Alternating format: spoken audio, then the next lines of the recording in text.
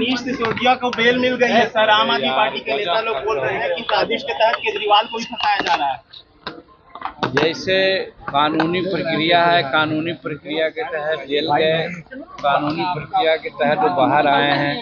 बाहर बेल हो जाना ये मतलब नहीं होता है कि दोष मुक्त हो गए हो।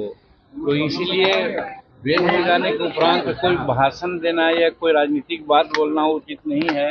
हम लोग यही समझते हैं कानूनी प्रक्रिया के तहत वो गए थे, कानूनी प्रक्रिया के तहत आए हैं। अगर और कहीं कुछ बातें हो सकती है तो फिर भी जा सकते हैं वो, तो इसलिए उसमें कुछ कहने की बात नहीं है। वो सब न्यायाधीन मामला है, इसलिए न्यायालय का विचार है, न्यायालय का मामला है, इसलिए उसको बहुत कुछ कहा नहीं जाना चाहिए। चलिए सर, SC/ST का जो फैसला आया है सुप्रीम कोर्ट का, कैबिनेट ने भी कल बैठक की है और कहा है कि कोई क्रीमी लेयर यानी कि कोटे में कोटा नहीं हो सकता है। देखिए, क्रीमी लेयर और कोटा में कोटा ये दो बात है। हम भी मंत्रिमंडल में थे, हमारी बातें भी हुई है। क्रीमी लेयर नहीं होना चाहिए, ये प्रधानमंत्री जी का निर्देश है। बात सही है कि शेड्यूल कास्ट के जो लोग हैं उसमें क्रीमी लेयर कर करके जैसे OBC में है उस तरह का नहीं होना चाहिए। लेकिन समाज में कुछ वैसे लोग हैं जो आज भी हाशिए पर हैं 76 वर्ष के बाद भी, उनके लिए तो व्यवस्था होनी चाहिए। और इसी को कहा जाता है कि अगर कोटा में कोटा करें, जैसे जनसंख्या के आधार पर सारी बातें होती है, इसमें हमारी मानना है और हमने भी कल कहा है कि शेड्यूल कास्ट में बिहार में 21 जातियाँ हैं।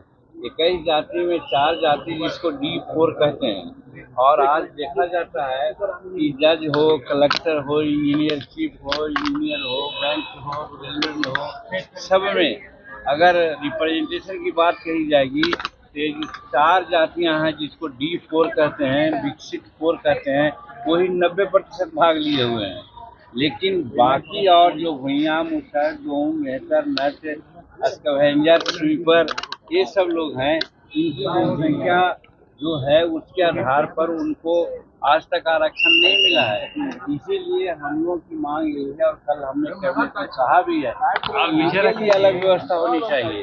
आज 76 वर्ष आज़ादी के बाद इन लोगों में आज कोई IAS नहीं है, कोई IPS नहीं है, कोई इंजीनियर नहीं है, कोई डॉक्टर नहीं है, कोई बैंक कर्मचारी नहीं है, कोई रेलवे कर्मचारी नहीं है। तो यही स्थिति रहेगी क्या?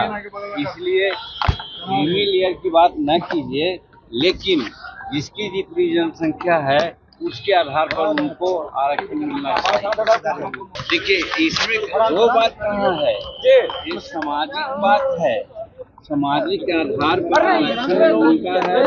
लेकिन एक दूसरी बात ये है, बाबा भीमराव अम्बेडकर ने कहा था कि साहब हर 10 वर्ष पर समीक्षा होनी चाहिए। ये बात क्यों नहीं करते दूसरे लोग?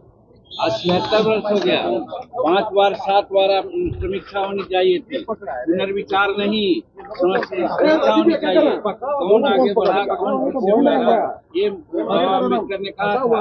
इस बात की चर्चा वो लोग क्यों भूल जाते हैं जो कहते हैं इस तरह की।